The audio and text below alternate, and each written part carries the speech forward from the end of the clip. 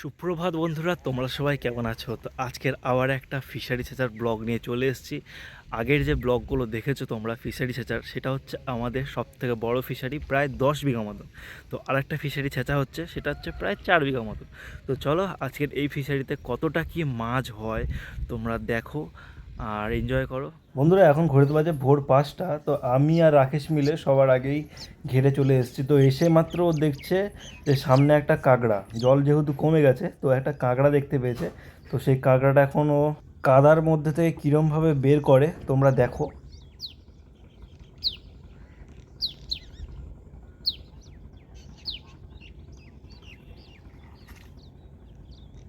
কই রে সে, দেখি হাতে না ঢালে।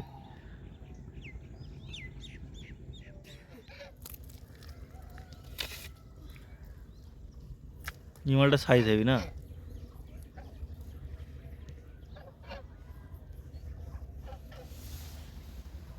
দেখতে পাচ্ছ এখানে কাকারা সব হচ্ছে জাল ফেলা শুরু করে দিয়েছে, মাছ ধরা হচ্ছে।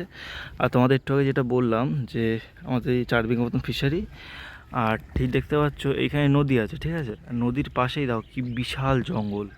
পুরো সুন্দরবন অঞ্চলে আমরা যেহেতু বাস করি, তো পাশে পুরো জঙ্গল, পুরোটা জঙ্গল, চর ধরে পুরো জঙ্গল। তো মাছ ধরা তো শুরু হয়ে গেছে। তো যতটা বুঝতে পারছি মাছ দেখে বেশিরভাগ ছাটি বাগদাই আছে, আর সাদা মাছ একটু কমই আছে।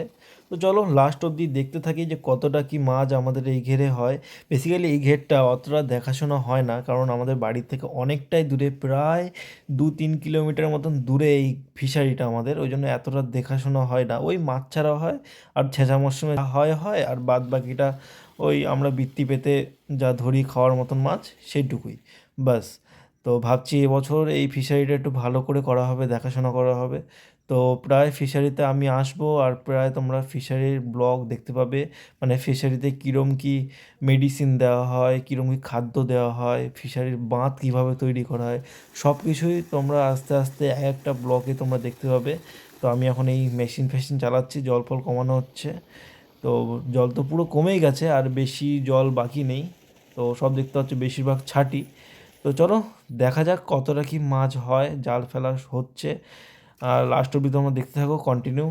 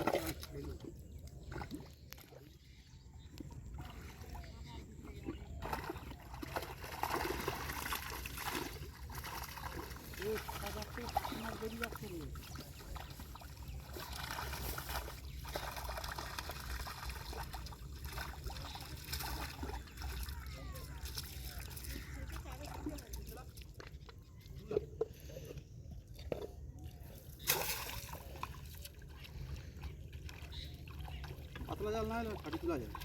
হাই ছোট না, হ্যাঁ।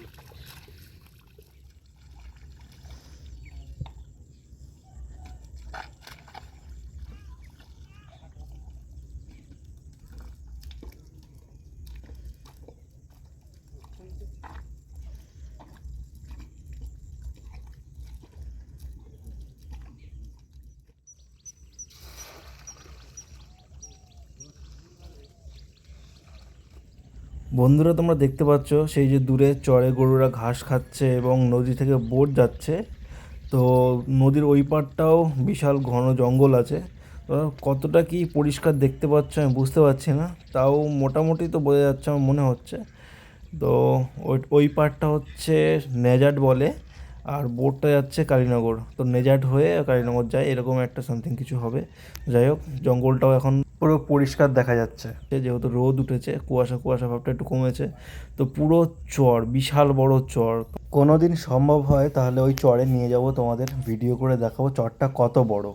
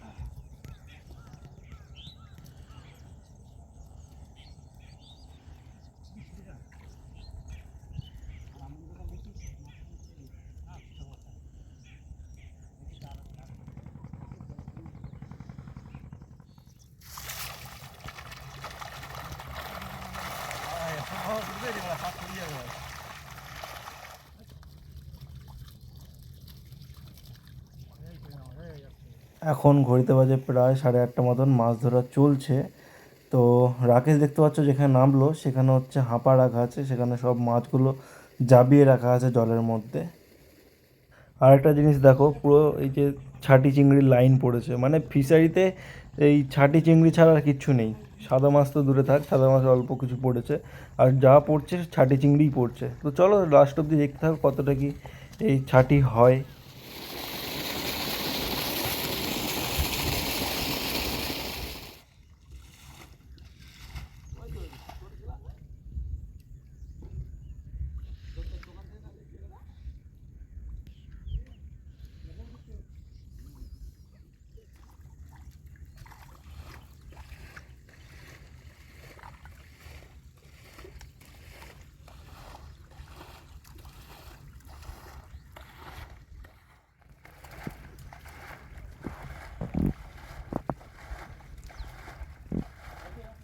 বন্ধুরা সত্যি বলতে আমি তো এই কাদা জলে নামতে পারি না, মাছ ফাছ ধরতে পারি না। তো এখন আমাকে একটা কাজ দিয়েছে, তো এই মোটর চালানো। তো কিছু কিছু করে জল কমাতে হবে আর ওখান থেকে মাছ ধরবে। তো দেখতে পাচ্ছ এখান থেকে কিছু কিছু করে জল কমবে, জলটা কমে আসবে, আবার জল আসবে, আমাকে মোটরটা অফ করতে হবে, আবার মোটর চালাতে হবে। এই হচ্ছে আমার কাজ।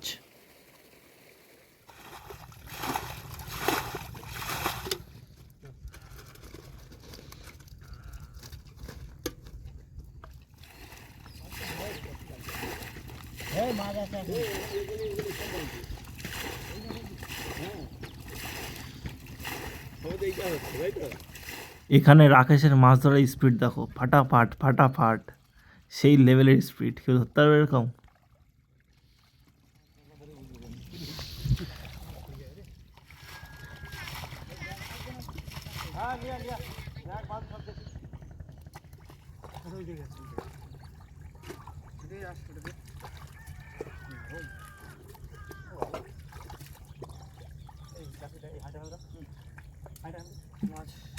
জল তুলি জল তুলি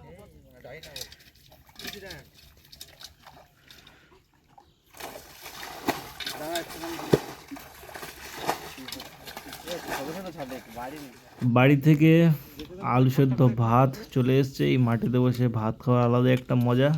চলো সবাই মিলে খাই, এনজয় করি। এই ঘিরে আমাদের ছোটবেলা সব স্মৃতি লুকিয়ে আছে, বলো মা। হা হা হা, আলু সেদ্ধ ভাত, পেঁয়াজ, তার সাথে সেই লেভেলের মজা। চলো খাওয়া দাওয়া করি, তারপরে তোমাদের দেখাই কতটা কি মাছ উঠলো। তো আমাদের মাছ ধরা প্রায় প্রায় বলতে পুরো কমপ্লিট হয়ে গেছে আর কি। তো চলো, এই যে এই জিনিসটা দেখতে পাচ্ছ, এটা কিন্তু অ্যাকচুয়ালি সাপ না, ঠিক আছে, এটা এক ধরনের মাছ। তা আমাদের এখানকার লোক বেড়ো, এঁজো এইসব বলে। বন্ধুরা এই জিনিসটা দেখো প্রায় বিলুপ্ত বলতেই চলে। তো ছোটোবেলা আমরা যখন ছোট ছিলাম তো এই জিনিসটা আমাদের ফিশারিতে খুব দেখতাম, এখন তো দেখাই যায় না। তো এখন পুরো ফিশারি ছেঁচার পরে একটাই পেয়েছি, তো এটা সামুদ্রিক কাঁকড়া বলে। তো দেখো জিনিসটা কীরকম ক্রিয়েচার, সেই লেভেলের। ফিশারি থেকে পুরো মাছ ধরা কমপ্লিট হয়ে গেছে। তো যে মাছগুলো জাবানো হয়েছে, মানে মাছ ধরে যে মাছগুলো জাবানো হয়েছে সেই মাছগুলো এখন ওই ঝাঁকার মধ্যে রেখে বাছা হবে, বাছাই করে দেন কাঁটাতে যাবে বিক্রির জন্য। তো চলো কতটা কি মাছ হয় তোমরা দেখতে থাকো একে একে, কত ঝাঁকা, কত ক্রেট, কি বাগদা, কতটা ছাটি চিংড়ি বা কতটা সাদা মাছ হয়। চলো দেখতে থাকো কন্টিনিউ।